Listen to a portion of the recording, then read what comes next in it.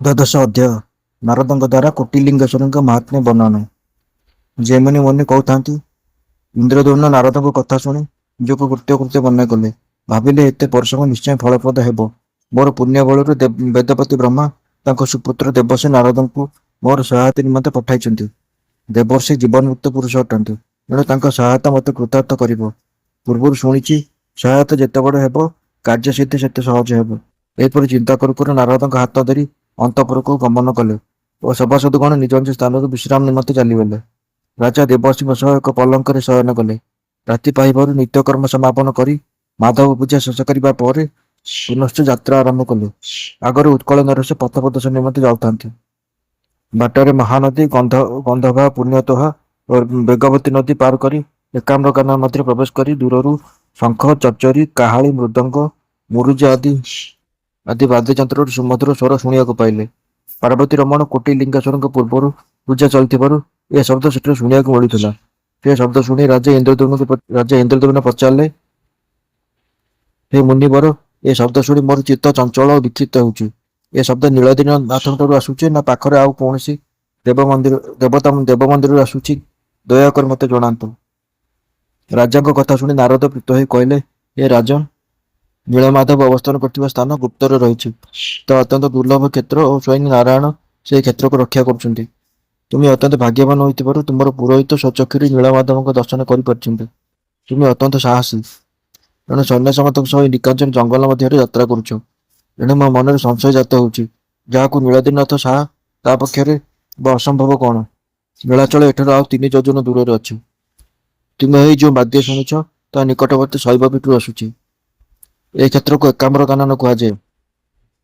ନାରଦଙ୍କ କଥା ଶୁଣି ଇନ୍ଦ୍ରଦ୍ୟୁମ୍ନ ତାଙ୍କୁ ପଚାରିଲେ, ହେ ମୁନିଶ୍ରେଷ୍ଠ, ପୂର୍ବ କାଳରେ ଉମାପତି ତ୍ରିପୁରାସୁରକୁ ଶରବିଦ୍ଧ କରି ହତ୍ୟା କରିଥିଲେ। ସିଏ ପୁଣି କେଉଁ କାରଣ ଭୟଭୀତ ହୋଇ କେଉଁଠି ଶରଣ ପଶିଲେ? ମୋତେ ଦୟାପୂର୍ବକ ସେଇ କଥା କୁହନ୍ତୁ। ଯିଏ ଭୟଭୀତ ବ୍ୟକ୍ତିକୁ ରକ୍ଷା କରନ୍ତି, ଯିଏ ସ୍ୱୟଂ ବରଦାତା, ଯାହାଙ୍କ ନାମ ଅତ୍ୟନ୍ତ ପବିତ୍ର, ତାଙ୍କର ପୁଣି ଭୟ କାହାକୁ? ନାରଦ ଉତ୍ତର ଦେଲେ, ହେ ନରେଶ, ପୂର୍ବ କାଳେ ନୀଳକଣ୍ଠ ଶିବ ବ୍ରହ୍ମଚାରୀ ବେଶରେ ହିମଗିରି ଶିଖରରେ ତପସ୍ୟାରତ ଥିଲାବେଳେ କାମବାଣରେ ପ୍ରପୀଡ଼ିତ ହୋଇ ବ୍ରହ୍ମଚର୍ଯ୍ୟ ପରିତ୍ୟାଗ କରି ପରମା ସୁନ୍ଦରୀ ଗିରିରାଜ ତନୟାଙ୍କୁ ବିବାହ କରି ଆନନ୍ଦରେ ଦେବବଞ୍ଚିତ ଭୋଗ୍ୟ ପଦାର୍ଥମାନ ଗ୍ରହଣ କରି ପତ୍ନୀ ପିତ୍ରାଳୟରେ ସମୟ ଅତିବାହିତ କରୁଥିଲେ। ଦିନେ ମା ଗୌରୀ ପିତ୍ରାଳୟ ଯାଉଥିବା ବେଳେ ବାଟରେ ତାଙ୍କ ମାତାଙ୍କ ସହ ସାକ୍ଷାତ ହେଲା। ମା ତାଙ୍କୁ ସ୍ନେହରେ କହିଲେ, ହେ ପୁତ୍ରୀ, ତୁମେ ଉତ୍ତମ ପତି ଲାଭ ଆଶାରେ ଗହନ କାନନ ମଧ୍ୟରେ ଅତ୍ୟନ୍ତ କଠୋର ବ୍ରତ ଧାରଣ କରି ତପସ୍ୟା କରୁଥିଲ। ମାତ୍ର ଶେଷରେ ଜଣେ ଧନହୀନ କୁଳହୀନ ବୃଦ୍ଧକୁ ପତି ରୂପେ ବରଣ କଲ। ତୁମ ପତିଙ୍କର ଏପରି କେଉଁ ଗୁଣ ଅଛି, ଯିଏ ନିଜ ପତ୍ନୀକୁ ସୁନ୍ଦର ବସ୍ତ୍ରଟି ମଧ୍ୟ ପ୍ରଦାନ କରିବାରେ ସକ୍ଷମ ନୁହେଁ? ଦେଖୁଛି, ସିଏ ଆମ ଘରେ ପଡ଼ି ରହିଛନ୍ତି। ତ୍ରିଲୋକରେ ଯେତେ ବିବାହିତା କନ୍ୟା, ସେମାନେ ପିତୃଗୃହ ପରିତ୍ୟାଗ କରି ପତିଗୃହକୁ ଗମନ କରନ୍ତି। ତୁମ ପିତା ମଧ୍ୟ ମୋତେ ବିବାହ କରି ତାଙ୍କ ଗୃହକୁ ଆଣିଥିଲେ। ମନରେ କିଛି ଭାବିବୁ ନାହିଁ କି କ୍ରୋଧ ମଧ୍ୟ କରିବୁ ନାହିଁ। ପରିହାସ ଛଳରେ ତତେ ଏକଥା କହିଛି। ତୁ ଜୟୀଙ୍କ ଆଗରେ ଏକଥା ମଧ୍ୟ କହିବୁ ନାହିଁ। ମାତାଙ୍କ କଥା ଶୁଣି ପାର୍ବତୀ ମର୍ମାହତ ହୋଇ ପଡ଼ିଲେ। ସ୍ୱାମୀଙ୍କ ନିନ୍ଦା ଶୁଣି କ୍ରୋଧରେ ତାଙ୍କର ଓଠ ଥରିଲା। ମାତ୍ର ସ୍ୱାମୀଙ୍କ ନିକଟରେ ପହଞ୍ଚି ନିଜ କ୍ରୋଧ ସମ୍ବରଣ କରି ମା କହିଥିବା କଥାକୁ ଗୁପ୍ତ ରଖି କହିଲେ, ହେ ପ୍ରଭୁ, ଆମେ ପିତ୍ରାଳୟରେ ଆଉ କେତେ ଦିନ ରହିବା? ଆପଣ ତ୍ରିଲୋକୀ ବସି ନୀଚ ବ୍ୟକ୍ତିଙ୍କ ପୂଜନୀୟ। ଏହି ନିନ୍ଦା ତ ଆପଣଙ୍କର ଅଛି। ଏଣୁ ଅତି ଶୀଘ୍ର ଏହି ସ୍ଥାନ ପରିତ୍ୟାଗ କରି ପୃଥିବୀର ଅନ୍ୟ କୌଣସି ସ୍ଥାନକୁ ଯାଇ ବସବାସ କରିବା। ଗୌରୀଙ୍କ କଥା ଶୁଣି ଉମାପତି ବୃଷ ଆରୋହଣ କରି ମଧ୍ୟ ଦେଶକୁ ଯାତ୍ରା କଲେ। ସମସ୍ତେ ତୀର୍ଥସ୍ଥାନ ବୁଲି ପ୍ରୟାଗ ତୀର୍ଥରେ ପହଞ୍ଚିଲେ। ସେଠାରେ ମଧ୍ୟ ରହିବାରେ ଇଚ୍ଛା ନ ହେବାରୁ ପାର୍ବତୀଙ୍କ ବାସ ନିମନ୍ତେ ଦକ୍ଷିଣ ସମୁଦ୍ରଗାମିନୀ ଗଙ୍ଗା ନଦୀର ଦକ୍ଷିଣ ତଟରେ ବାରାଣସୀ ନାମକ ଏକ ପୁର ନିର୍ମାଣ କଲେ। ଶିବଙ୍କ ଆଦେଶରେ ପଞ୍ଚକ୍ରୋଶ ପରିମିତ ସ୍ଥାନରେ ବିଶ୍ୱକର୍ମା ଅତି ଶୀଘ୍ର ଶତ ଶତ ଅଟ୍ଟାଳିକା, ସୁନ୍ଦର ସୁନ୍ଦର ମନ୍ଦିର, ଉପବନ, ବହୁବିଧ ତୀର୍ଥକ୍ଷେତ୍ରର ସର୍ଜନା କଲେ। ବୃଷଭଧ୍ୱଜ ପାର୍ବତୀଙ୍କ ସହ ସ୍ୱର୍ଣ୍ଣ ନିମିତ୍ତ ପ୍ରାଚୀର ପରିବେଷ୍ଟିତ ରତ୍ନମୟ ପୁରୀରେ ଅବସ୍ଥାନ କଲେ। ସେ ସ୍ଥାନ ଶିବଙ୍କୁ ଏତେ ଭଲ ଲାଗିଲା ଯେ ସେ ସ୍ଥାନ ପରିତ୍ୟାଗ କରିବାକୁ କେବେ ବି ଇଚ୍ଛା କଲେ ନାହିଁ। ଶିବଙ୍କ ଅତି ପ୍ରିୟ ସ୍ଥାନ ହୋଇଥିବାରୁ ବାରାଣସୀ ମୁଖ୍ୟ ଦାୟିନୀ କ୍ଷେତ୍ରରେ ପରିଣତ ହୋଇଗଲା। ପାର୍ବତୀ ପିତ୍ରାଳୟରେ ମୋହ ପରିତ୍ୟାଗ କରି ସେଠାରେ କୋଟିଲିଙ୍ଗେଶ୍ୱରଙ୍କ ସ୍ଥାପନା କରି ଅନେକ ଦିନ ରହିଲେ। କିଛି ଦିନ ପରେ ଶିବ କୈଳାସକୁ ଫେରିବାରୁ ବହୁ ରାଜା ସେ କ୍ଷେତ୍ରରେ ପାଳନ କରିବାକୁ ଲାଗିଲେ। ଦ୍ୱାପର ଯୁଗରେ କାଶୀରାଜ କଠୋର ତପସ୍ୟା କରି ଶିବଙ୍କୁ ସନ୍ତୁଷ୍ଟ କରିଥିଲେ। ଶିବ ତାଙ୍କୁ ବର ଦେଇଥିଲେ ଯେ ସେ ଯୁଦ୍ଧରେ କୃଷ୍ଣ ବଳରାମଙ୍କୁ ମଧ୍ୟ ପରାସ୍ତ କରିପାରିବେ। ଯୁଦ୍ଧ ବେଳେ ମୁଁ ବୃଷାରୂଢ଼ ହୋଇ ପିନାକ ହସ୍ତରେ ଗଣମାନଙ୍କ ସହ କୃଷ୍ଣଙ୍କ ସହ ଯୁଦ୍ଧ କରିବି। ଶିବଙ୍କଠାରେ ଏପରି ବରପ୍ରାପ୍ତ ହୋଇ ଉନ୍ମତ୍ତ ପ୍ରାୟ କାଶୀରାଜ ଉନ୍ମତ୍ତ ପ୍ରାୟ କାଶୀରାଜ ଶ୍ରୀକୃଷ୍ଣଙ୍କୁ ଯୁଦ୍ଧ ନିମନ୍ତେ ଆହ୍ୱାନ କଲା। ଏକଥା ଜାଣିପାରି ଭଗବାନ ବିଷ୍ଣୁ କାଶୀରାଜଙ୍କୁ ବିନାଶ କରିବାକୁ ଚକ୍ରର ସୁଦର୍ଶନକୁ ପ୍ରେରଣ କଲେ। ଚକ୍ରର ଉଗ୍ରତେଜ ଧାରଣ କରି କାଶୀରାଜଙ୍କ ମସ୍ତକ ଚ୍ଛେଦନ କଲା। ଏହା ଦେଖି ପଶୁପତି ଶିବ କ୍ରୋଧାନ୍ୱିତ ହୋଇ ପିନାକଧନୁ ହାତରେ ଧରି ବୃଷ ଆରୋହଣ କରି ଗଣମାନଙ୍କ ସହ ଯୁଦ୍ଧକ୍ଷେତ୍ରରେ ପହଞ୍ଚିଲେ। ମାତ୍ର ସୁଦର୍ଶନ ଚକ୍ରରେ ତେଜରେ ପାଶୁପତ ଅସ୍ତ୍ର ସହ ଶିବ ଗଣମାନେ ନିଷ୍କ୍ରିୟ ହୋଇ ପଡ଼ିଲେ। ପୂର୍ବରୁ ଶିବ ବିଷ୍ଣୁଙ୍କଠାରୁ ବର ପାଇଥିଲେ ଯେ ସେ ଯେତେବେଳେ ବିଷ୍ଣୁଙ୍କୁ ସ୍ମରଣ କରିବେ ସେତେବେଳେ ପାଶୁପତ ଅସ୍ତ୍ର ତେଜ ବୃଦ୍ଧି ହେବ, ମାତ୍ର ବିପରୀତ ସ୍ଥାନରେ ତାହା ତେଜହୀନ ହୋଇଯିବ।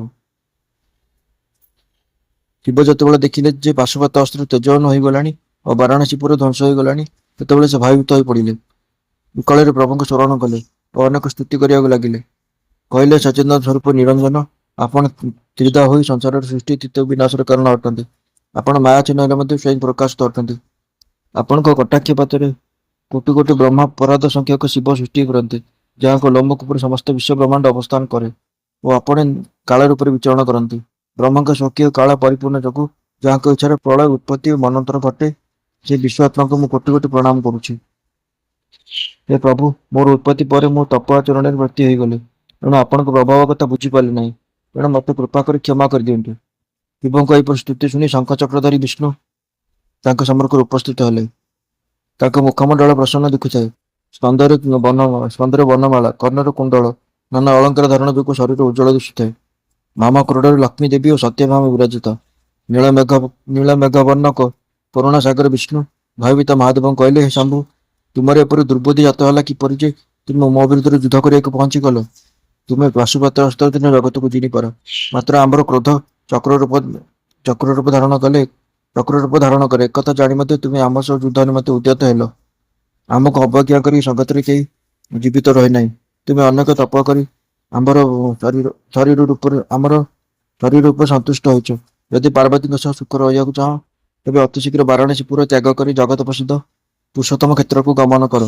ଦକ୍ଷିଣ ସମୁଦ୍ର ତଟରେ ଅବସ୍ଥିତ ସୁନ୍ଦରୀ ନୀଳ ପର୍ବତରେ ସୁଶୋଭିତ ଏହି କ୍ଷେତ୍ର ବିରଜା ମଣ୍ଡଳରୁ 10 ଯୋଜନ ଦୂର। ଚିତ୍ରପଳା ନଦୀଠାରୁ ଦକ୍ଷିଣ ସମୁଦ୍ର ପର୍ଯ୍ୟନ୍ତ ବିସ୍ତୃତ କ୍ଷେତ୍ର ଅତ୍ୟନ୍ତ ପବିତ୍ର। ସେହି ସ୍ଥାନରେ ମୁଁ ଇନ୍ଦ୍ର ନୀଳକାନ୍ତ ମଣିମୟ ଚତୁର୍ଦ୍ଧାମୂର୍ତ୍ତି ହୋଇ ନୀଳ ପର୍ବତ ଉପରେ ଅବସ୍ଥାନ କରୁଛି। ଏହି ନୀଳ ପର୍ବତର ଉତ୍ତରକୁ ଏକ ସୁପ୍ରସିଦ୍ଧ ସ୍ଥାନ ରହିଛି, ତାହାକୁ ଏକାମ୍ର ବନ ବୋଲି କୁହାଯାଏ। ଯେ ପାର୍ବତୀଙ୍କ ସହ ସେଠାକୁ ଯାଇ ନିର୍ଭୟରେ ବସବାସ କର। ମୋ ଆଦେଶରେ ବ୍ରହ୍ମା ସେଠାକୁ ଯାଇ ତୁମକୁ କୋଟିଲିଙ୍ଗଙ୍କ ରାଜ୍ୟ ରୂପରେ ଅଭିଷିକ୍ତ କରିବେ। ତୁମେ ସର୍ବତୀର୍ଥମୟ ମଣିକର୍ଣ୍ଣିକା ତୀର୍ଥ ବାରାଣସୀରେ ଅଛି ବୋଲି ଯେଉଁ ଗର୍ବ କରୁଛ, ତାହାକୁ ମନରୁ ପୋଛି ଦିଅ। ବିଷ୍ଣୁଙ୍କ କଥା ଶୁଣି ଶିବ କୃତାଞ୍ଜଳି ପିଠରେ ଭଗବାନ ବିଷ୍ଣୁଙ୍କୁ କହିଲେ, ହେ ପ୍ରଭୁ, ଆପଣଙ୍କ ଆଜ୍ଞାକୁ ଶିରୋଧାର୍ଯ୍ୟ କରି ମୁଁ ଅତି ଶୀଘ୍ର ଏକାମ୍ର କ୍ଷେତ୍ରକୁ ଗମନ କରିବି।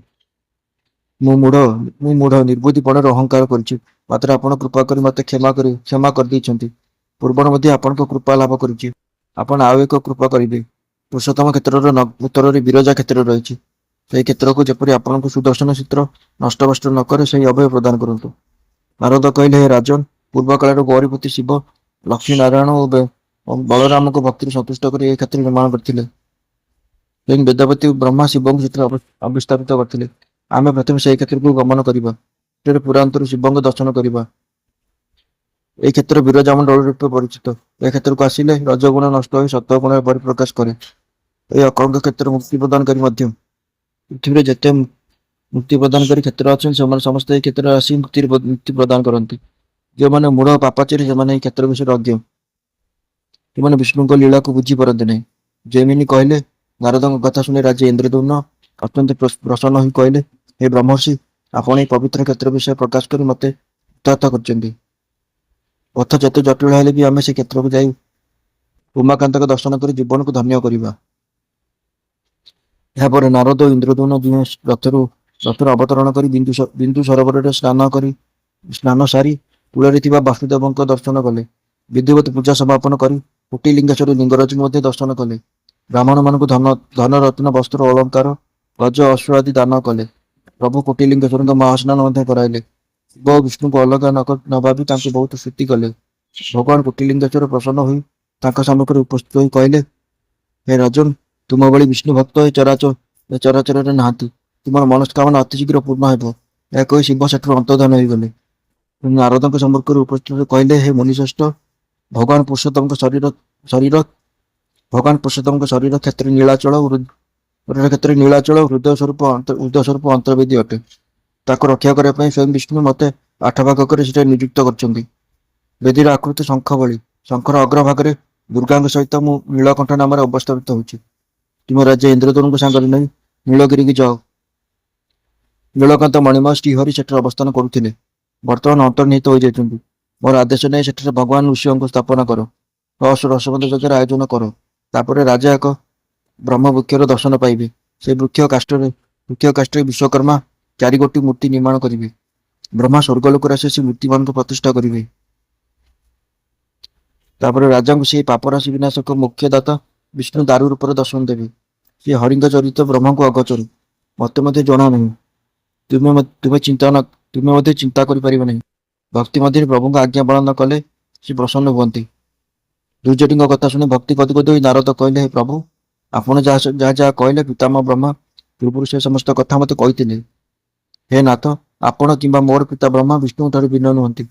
ମାଳବ ଦେଶରେ ଜନ୍ମିତ ହୋଇ ରାଜାଙ୍କର କେତେ ସୌଭାଗ୍ୟ ଯେ ସେ ଏକାଥରକେ ଆପଣ 3 ଜଣଙ୍କ ଆଶୀର୍ବାଦ ଲାଭ କରିଛନ୍ତି।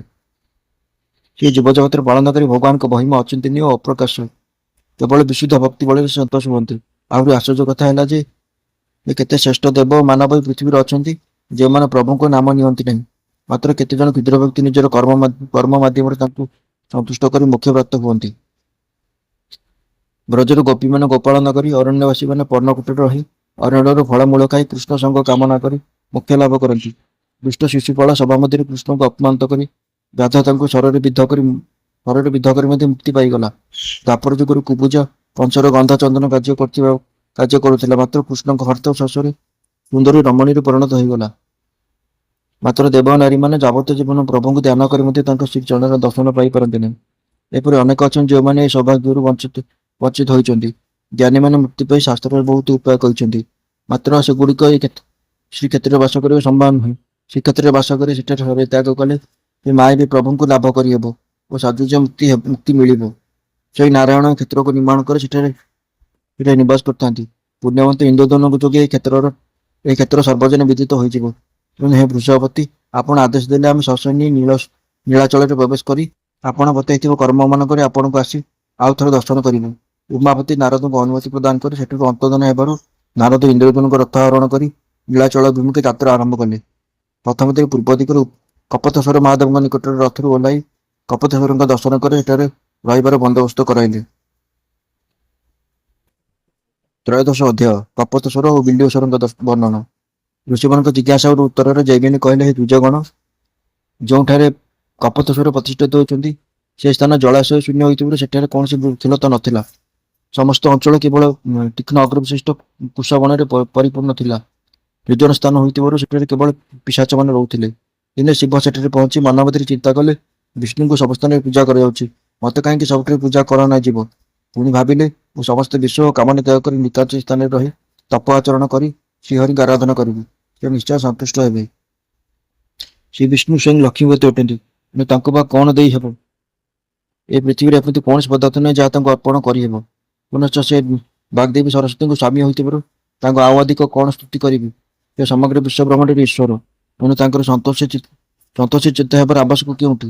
କେବଳ ତାଙ୍କୁ ସନ୍ତୋଷ କରିବା ନିମନ୍ତେ ଏକାଗ୍ରଚିତ୍ତ ହୋଇ କେବଳ ଅନ୍ତର୍ଜାଗ ପଦ୍ଧତିରେ ଉପାସନା କଲେ ସେହି ପ୍ରଭୁ ମୋ ପ୍ରତି ପ୍ରସନ୍ନ ହେବେ। ତାଙ୍କ ନିକଟରେ ଆତ୍ମସମର୍ପଣ କରିଦେଇ ତପସ୍ୟା କଲେ ତାଙ୍କର ପ୍ରସାଦ ପାଇବି ଓ ସମସ୍ତେ ମୋତେ ପୂଜା କରିବେ। ଏପରି ଚିନ୍ତା କରି ସେ କୁଶବନରେ ରହି ତପସ୍ୟା କରିବାର ସିଦ୍ଧାନ୍ତ ନେଲେ। ପାନ ଆହାର ତ୍ୟାଗ କରି କେବଳ ବାୟୁ ଗ୍ରହଣ କରି ଉମାପତି କଠୋର ତପସ୍ୟା କଲେ। କ୍ରମେ ତାଙ୍କ ଶରୀର କ୍ଷୀଣ ହୋଇଗଲା। ଶେଷରେ ସେ କପୋତ ଶରୀର ଧାରଣ କଲେ। ଶେଷରେ ଭଗବାନ ପ୍ରସନ୍ନ ହୋଇ ତାଙ୍କୁ ବର ଦେଲେ ଯେ ସର୍ବତ୍ର ଯେପରି ତାଙ୍କର ପୂଜା ହେଉଛି ଶିବଙ୍କର ମଧ୍ୟ ସେହିପରି ପୂଜା ହେବ। ସଦାଶିବଙ୍କ ତପପ୍ରଭାବରୁ କୁଶବନ ବୃନ୍ଦାବନ ପାଲଟିଗଲା। ମନୋହର ସରୋବର, ନାନାବିଧ ତରୁଲତା, ଫଳପୁଷ୍ପଭରା କାନନ, ପକ୍ଷୀଙ୍କ କୂଜନ, ଭ୍ରମରର ଗୁଞ୍ଜନରେ ସ୍ଥାନଟି ଗୁଞ୍ଜରିତ ହୋଇ ଉଠିଲା। କଠୋର ତପ ଫଳରେ ଉମାପତିଙ୍କ ଶରୀର କପୋତ ପ୍ରାୟ ହୋଇଯାଇଥିବାରୁ ସେ ସେଠାରେ କପୋତସ୍ୱର ରୂପରେ ପରିଚିତ ହୋଇ ପୂଜା ପାଇଲେ। ଯେଉଁମାନେ କପୋତସ୍ୱରଙ୍କୁ ଦର୍ଶନ ଓ ପୂଜନ କରନ୍ତି ତାଙ୍କର ସମସ୍ତ କ୍ଲେଶ ଦୂର ହୁଏ ଓ ସେ ପୁରୁଷୋତ୍ତମଙ୍କ ଦର୍ଶନ କରିବାରେ ସମର୍ଥ ହୁଏ। ଏହାପରେ ବିଲ୍ୱେଶ୍ୱରଙ୍କ କଥା କହୁଛି, ମନ ଦେଇ ଶୁଣନ୍ତୁ। ପୂର୍ବ କାଳରେ ଦୈତ୍ୟଗଣ ପାତାଳପୁରୀରେ ବାସ କରୁଥିଲେ। ମର୍ତ୍ତ୍ୟକୁ ଆସିବା ନିମନ୍ତେ ସେମାନେ ଏକ ଗର୍ତ୍ତର ନିର୍ମାଣ କରିଥିଲେ। ସେ ବାଟ ଦେଇ ମର୍ତ୍ତ୍ୟରେ ପ୍ରବେଶ କରି ମର୍ତ୍ତ୍ୟବାସୀଙ୍କ ଉପରେ ସେମାନେ ଅନେକ ଅତ୍ୟାଚାର କରନ୍ତି ଏବଂ ଅଭକ୍ଷ୍ୟ ମାନଙ୍କୁ ଭକ୍ଷ୍ୟ ମନୁଷ୍ୟ ମାନଙ୍କୁ ଭକ୍ଷ୍ୟ କରନ୍ତି। ସେତିକି ବେଳେ ଭଗବାନ ବିଷ୍ଣୁ ଦେବକୀଙ୍କ ଗର୍ଭରୁ ଜନ୍ମ ହୋଇ ଧରାପୃଷ୍ଠରୁ ବିସ୍କୃତି ଦୂର କରିବାକୁ ଅବତୀର୍ଣ୍ଣ ହୋଇଥିଲେ। ଦିନେ ଶ୍ରୀକୃଷ୍ଣ ସମସ୍ତ ପାଣ୍ଡବ ଓ ଯାଦବଗଣଙ୍କ ସହ ଏହି କ୍ଷେତ୍ରକୁ ଆସିଥିଲେ। ସମୁଦ୍ରରେ ସ୍ନାନ କରି ନୀଳମାଧବଙ୍କୁ ମନମଧ୍ୟରେ ପ୍ରଣାମ କରି ଦୈତ୍ୟମାନଙ୍କ ଆଗମନ କଥା ଅନୁସନ୍ଧାନ କରି ଗର୍ତ୍ତଟିକୁ ଦେଖିବାକୁ ପାଇଲେ। ସେ ଗର୍ତ୍ତ ଏପରି ନିମିତ ହୋଇଥିଲା ଯେ ମନୁଷ୍ୟମାନେ ତା ଭିତରେ ପ୍ରବେଶ କରିପାରିବେ ନାହିଁ। ଶ୍ରୀକୃଷ୍ଣ ଛଳନା କରି ସମସ୍ତଙ୍କୁ ଉକ୍ତ ସ୍ଥାନରେ ଶିବ ପୂଜା କରିବା ନିମନ୍ତେ ପ୍ରବର୍ତ୍ତାଇଲେ। ଗୋଟିଏ ବିଲ୍ୱ ଫଳ ଆଣି ସେଥିରେ ଶିବଙ୍କୁ ଆବାହନ କଲେ। ଶିବଙ୍କୁ ଯଥାବିଧି ପୂଜା ଅର୍ଚ୍ଚନା କରି ତାଙ୍କର ଅନେକ ସ୍ତୁତି କଲେ। କହିଲେ, ତ୍ରିଗୁଣାତୀତ ଈଶ୍ୱର, ଆପଣ ଦ୍ୱିଗୁଣ ହୋଇ ମଧ୍ୟ ତିନି ବେଦର ରୂପକୁ ଧାରଣ କରି ମଧ୍ୟ ବେଦର ବାହାରେ ରହନ୍ତି। ଆପଣ ତ୍ରିକାଳଦର୍ଶୀ, ତ୍ରିଭୁବନର ଈଶ୍ୱର ଓ ତ୍ରିନୟନ ମଧ୍ୟ। ତୁମେ ବ୍ରହ୍ମସ୍ୱରୂପୀ, ଅଣିମାଦି ଅଷ୍ଟ ଐଶ୍ୱର୍ଯ୍ୟର ଅଧୀଶ୍ୱର ଅଟ। ହେ ଅବ୍ୟୟ ପୁରୁଷ, ତୁମେ ଅଜ୍ଞାନୀ ଜନର ତମ ଗୁଣକୁ ନଷ୍ଟ କର। ଏଣୁ ମୁଁ ତୁମକୁ ନମସ୍କାର କରୁଛି। ଏହିପରି ନିଜକୁ ନିଜେ ଅନେକ ପ୍ରକାର ସ୍ତୁତି କଲେ। ଶିବଙ୍କ କୃପାରୁ ପାତାଳକୁ ହୋଇଥିବା ଗର୍ତ୍ତ ମଧ୍ୟରେ ପଥ ପରିଷ୍କାର ହେବାରୁ ଦୃଷ୍ଟିଗୋଚର ହେଲା। ଶ୍ରୀକୃଷ୍ଣ ସୈନ୍ୟ ସମେତ ଧରି ଗର୍ତ୍ତ ବାଟ ଦେଇ ପାତାଳରେ ପ୍ରବେଶ କରି ଦୈତ୍ୟମାନଙ୍କୁ ବିନାଶ କରି ଫେରି ଆସି ଶିବଙ୍କୁ ପୁନଶ୍ଚ ପୂଜା ଅର୍ଚ୍ଚନା କଲେ ଓ ଗର୍ଭଗୃହରେ ଶ୍ରୀ ବିଲ୍ୱ ରୂପୀ ଶିବଲିଙ୍ଗକୁ ସ୍ଥାପନ କରି ସେଠାରେ ଏକ ମନ୍ଦିର ନିର୍ମାଣ କଲେ। ସେବେଠାରୁ ଧୈର୍ଯ୍ୟଟି ସେଠାରେ ବିଲ୍ୱେଶ୍ୱର ରୂପରେ ପୂଜିତ ହେଉଛନ୍ତି। ଶ୍ରୀକ୍ଷେତ୍ରର ପୂର୍ବ ସୀମାରେ ଅବସ୍ଥିତ ଏହି ବିଲ୍ୱେଶ୍ୱର ମହାଦେବଙ୍କୁ ଦର୍ଶନ କଲେ ସମସ୍ତ ବିପଦ ଦୂର ହୋଇଥାଏ ଓ ସମସ୍ତ କାମନାର ପୂର୍ତ୍ତି ହୋଇଥାଏ।